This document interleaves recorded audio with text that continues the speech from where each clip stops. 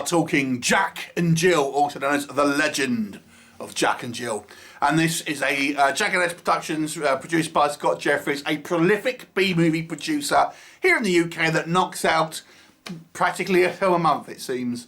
And this is obviously a public domain property, Jack and Jill, based off a nursery rhyme. So why not make a horror movie about it? Of course, we've had the Adam Sandler one. That was horrific enough. But here we have Jack and Jill reimagined as slashers, a la kind of Wrong Turn, Texas Chainsaw Massacre, that kind of thing. We have a group of friends decided to go on a kind of camping trip to try and cheer themselves up after a friend of theirs had committed suicide. Unbeknownst to them, they choose to go to this area which is inhabited by Jack and Jill, a brother and sister, who are kind of feral and are living out hunting anyone that comes near them. What'll happen? You have to watch the movie and find out. So let's discuss what I think works with Jack and Jill. Okay. One of the things that struck me with this particular film is I liked the casting.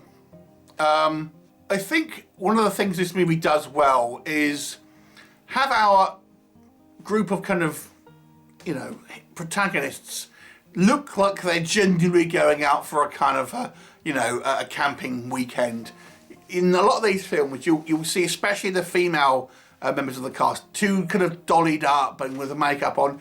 Here, it's just hair pulled back in a ponytail, minimal or no makeup, proper kind of like hiking gear. And I thought, I appreciate that. I appreciate that kind of aesthetic. And, you know, the cast here look just like kind of more or less normal people, apart from the one guy who feels like he's kind of got to get his top off all the time because he's got a bit of muscles going on. But there you go. But other than that, they kind of feel like just regular folk, which I kind of quite appreciated. And I thought the acting was quite good. To be honest with you, our kind of 5 protagonists, I got to say, I thought their acting was okay. They seemed like kind of genuine kind of people, and their characters you can believe were kind of really friends. I think this actually benefits from having less of the typical kind of jagged edge kind of group of actors that they normally kind of have. We do get a couple. Sarah T. Cohen who kind of shows up. But nonetheless, I think this movie benefits from having some fresh faces in this production, because it avoids having the sameness that I feel a lot of these jagged edge productions have. I think the concept of having Jack and Jill as kind of slashers is an interesting one, and it does kind of feel very much like a kind of Wrong Turn kind of style movie, you know. And there's kind of the added element of the kind of the incestual kind of thing kind of going on there, which was not a lot is done with it, to be fair, but it's kind of like, you know, it's there. There's a reasonable body count in this movie, as we kind of get a few people kind of getting arrows to the back and everything like that. And we are giving us somewhat of a backstory for our Jack and Jill, whose makeup, I've got to say, doesn't look too bad. They kind of look like kind of cavemen, to be honest. Cro-Magnum or Neanderthals or whatever. They kind of have gone for that look, although there is a problem with that, which I'll come on to. But the makeup itself, I think, looks okay. However, moving on to what doesn't work, one of the problems I have with this movie is its inconsistency.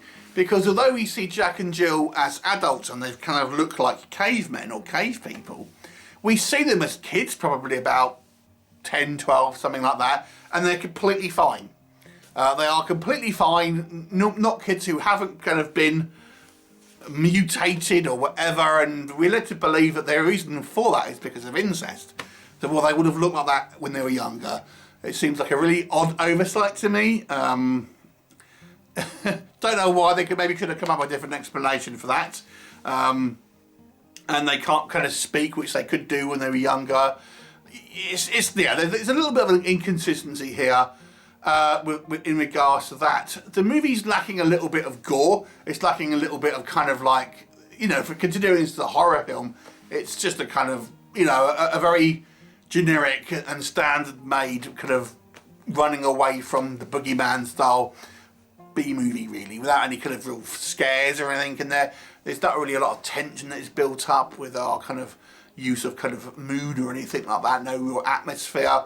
The story is as kind of mundane and as kind of generic as you can kind of imagine, and you know, there's no real surprises here. I mean, there's one kind of scene which will make you feel a little bit uncomfortable towards the end, but ultimately it just becomes very kind of vanilla. I don't actually think this is a bad film, however. It's not interesting, really. It's not a particularly original film in any way, and it never really does have any kind of like thrilling moments in it, but it's fairly well acted. And if you just kind of like slashers, even though they're vanilla AF, you may well still like this movie. I'll give it a 4 out of 10. I think more could have been done with the concept, but it isn't necessarily a bad film, I have to say. And yeah, I thought the cast did an okay job.